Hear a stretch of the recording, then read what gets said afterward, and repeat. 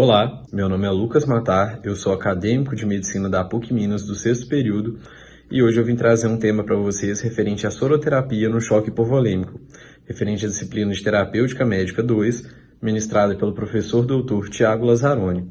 Meu grupo é composto pela Ayla Cardoso, a Giovana Gomes, o Igor Amaral e a Vitória Cunha. A princípio, é importante pontuarmos que choque é a expressão clínica que define um estado de falência circulatória aguda, que acaba por resultar no estado de hipoperfusão tecidual.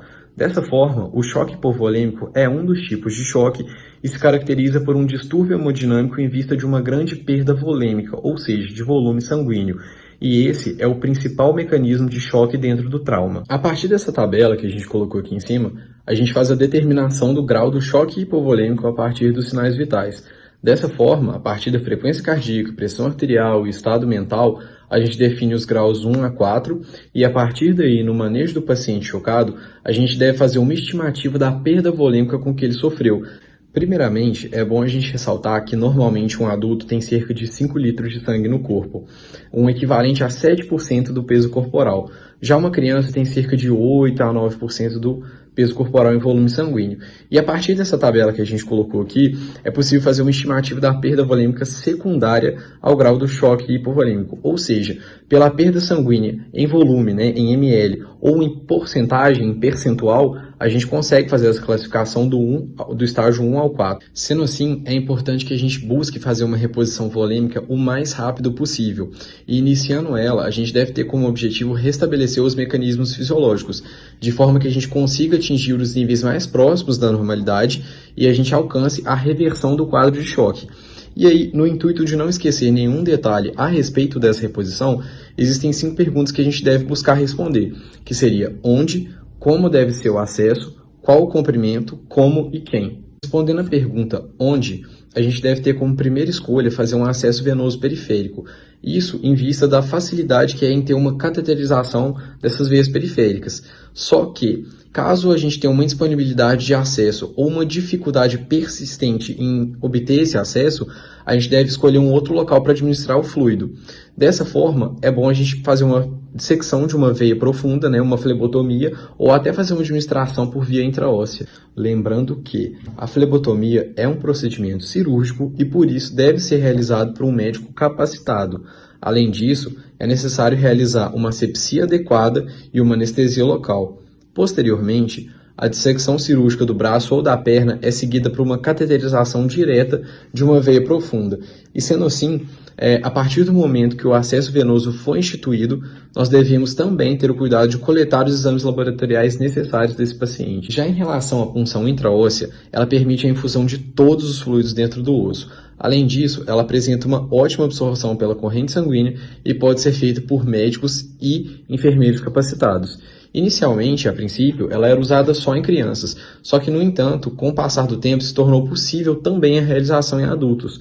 O local mais utilizado e mais adequado é a tíbia. No entanto, outras estruturas ósseas também permitem, como por exemplo o externo, o húmero ou a bacia. Tanto naquela questão anterior de como deve ser o acesso para que seja feita a reposição volêmica, é importante a gente colocar que normalmente a gente deve dar preferência ao uso de um dispositivo de tamanho 14 ou 16 para fazer o acesso venoso periférico, que seja capaz de gerar um fluxo de 250 a 325 ml por minuto. Ou seja, é possível que a gente injete no paciente 1 litro de solução em cerca de 3 a 5 minutos. A gente deve lembrar que o paciente deve receber uma infusão na velocidade mais rápida na medida do possível. Sendo assim, a gente conclui que ele deve ter um acesso curto e calibroso e essa solução deve ser feita com o equipo aberto para ser infundido da forma mais rápida dentro do possível. E outro aspecto de extrema relevância é a temperatura, porque um paciente que se encontra chocado apresenta também um quadro de hipotermia. E para que a gente não agrave esse quadro, a gente deve fazer uma infusão na soroterapia, uma temperatura um pouco acima, a cerca de 39 graus, justamente, como eu disse, para não agravar esse quadro de hipotermia do paciente. E aí, qual solução que a gente deve utilizar então para fazer essa reposição volêmica? Bom, tudo depende do grau. Então, vamos lá. Em baixos graus, a gente pode fazer a reposição volêmica apenas com solução cristalóide. A solução cristalóide que mais se aproxima da fisiológica é o Ringer lactato, que normalmente é a primeira escolha. O soro fisiológico 0,9% também é uma alternativa e pode ser utilizado.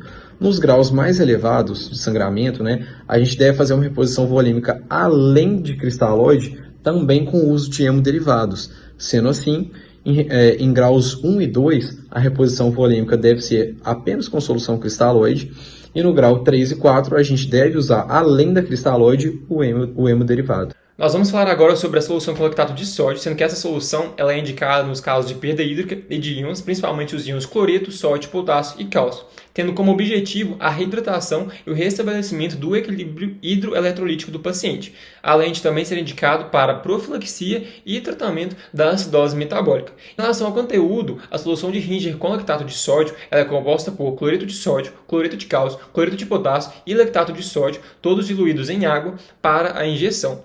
Nós trouxemos aqui uma tabela que fala sobre a concentração de cada um desses compostos dentro da solução, tendo aqui, por exemplo, cloreto de sódio, 6 mg para cada ml de solução.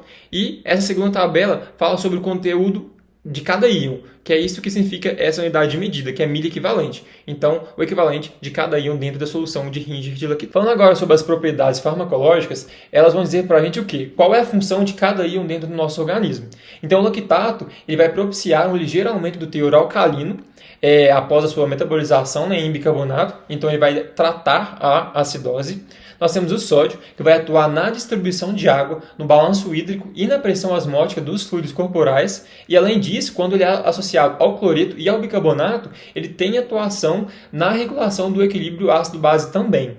O potássio ele é crítico na regulação da condução nervosa e contração muscular, principalmente do coração. Então, ele está muito associado a distúrbios do ritmo cardíaco. Nós temos o cloreto, que ele segue o metabolismo do sódio e alterações na concentração de cloreto provocam mudanças no equilíbrio ácido-base, ou seja, vai alterar o pH. E por último, o cálcio, que é essencial no mecanismo de coagulação sanguínea, na função cardíaca e também na regulação da irritabilidade neuromuscular. Então, tem relação com a liberação de neurotransmissores. Em relação às contraindicações, nós podemos citar pacientes com acidose lática, alcalose metabólica, ele pode piorar essa alcalose, no caso, o excesso de todos os íons utilizados na sua composição, que seria então hipernatremia, hipercalcemia, hiperpotassemia e hipercloremia.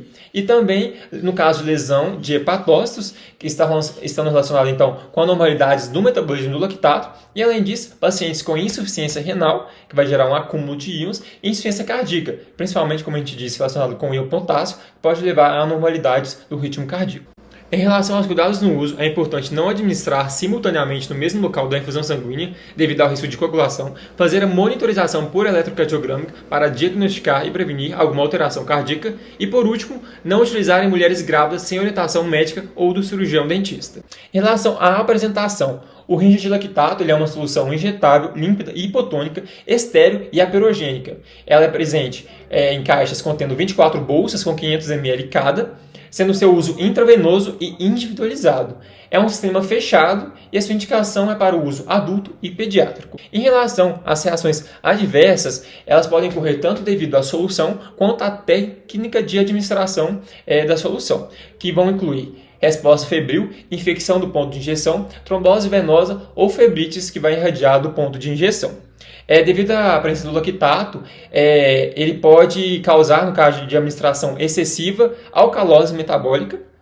E outra reação também é a hipernatremia, que pode estar associada com edema e a exacerbação de uma insuficiência cardíaca congestiva, devido a uma retenção de água, resultando então no aumento do fluido extracelular. E agora, em relação às interações medicamentosas, nós podemos citar portadores de doenças cardíacas que fazem uso de digitálicos, pacientes em uso de corticosteroides e corticotropínicos, porque eles vão interagir com os íons sódio, soluções que contêm íons de cálcio, que ao ser utilizadas concomitantemente ao Ringer de lactato, vão aumentar a chance de coagulação, e soluções que contenham carbonato, oxalato e fosfato, porque o uso simultâneo com o Ringer vai levar à formação de sais de cálcio precipitados que podem agravar o quadro do paciente. E por fim, sobre a avaliação da resposta do Ringer no manejo do choque, uma das formas é por meio do débito urinário, que ele deve estar maior do que 0,5 ml por quilo por litro, e por isso que faz a sondagem vesical, que permite uma avaliação constante da filtração e do débito urinário do paciente. O que a gente tinha para trazer sobre o manejo do choque era isso. Espero que todos tenham gostado e muito obrigado pela atenção.